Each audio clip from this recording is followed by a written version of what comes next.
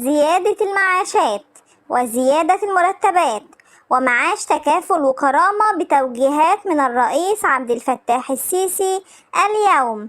8 قرارات هامة: زيادة علاوة غلاء المعيشة الاستثنائية، زيادة الحد الأدنى الإجمالي للدخل للدرجة السادسة، رفع الحد الإعفاء الضريبي بنسبة 25%، زيادة الفئات المالية الممنوحة للمستفيدين من تكافل وكرامة، مضاعفة المنحة الاستثنائية لأصحاب المعاشات، سرعة تطبيق زيادة بدل التكنولوجيا للصحفيين المقيدين بالنقابة، قيام البنك الزراعي المصري بإطلاق مبادرة للتخفيف عن كاهل صغار الفلاحين والمزارعين. أهلا بكم. الرئيس عبد الفتاح السيسي يوجه الحكومة والمؤسسات المعنية بالدولة ب8 قرارات هامة اليوم. أولا، زيادة علاوة غلاء المعيشة الاستثنائية لتصبح 600 جنيه بدلا من 300 جنيه لكافة العاملين بالجهاز الإداري للدولة والهيئات الاقتصادية وشركة قطاع الأعمال والقطاع العام. ثانيا، زيادة الحد الأدنى الإجمالي للدخل للدرجة السادسة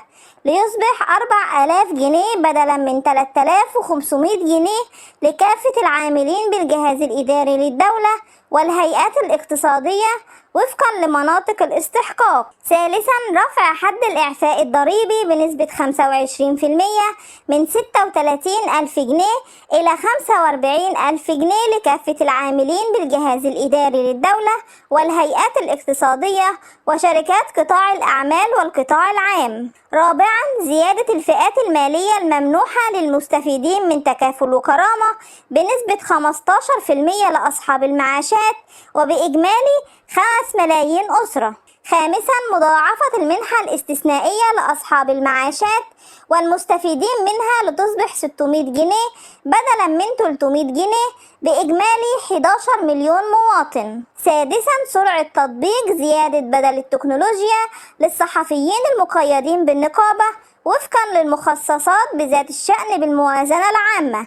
سابعا، قيام البنك الزراعي المصري بإطلاق مبادرة للتخفيف عن كاهل صغار الفلاحين والمزارعين من الأفراد الطبيعيين المتعثرين مع البنك قبل أول يناير 2022. ثامنا، إعفاء المتعثرين من سداد فوائد وغرامات تأخير سداد الأقساط المستحقة للهيئة العامة لمشروعات التعمير والتنمية الزراعية بحد أقصى نهاية 2024.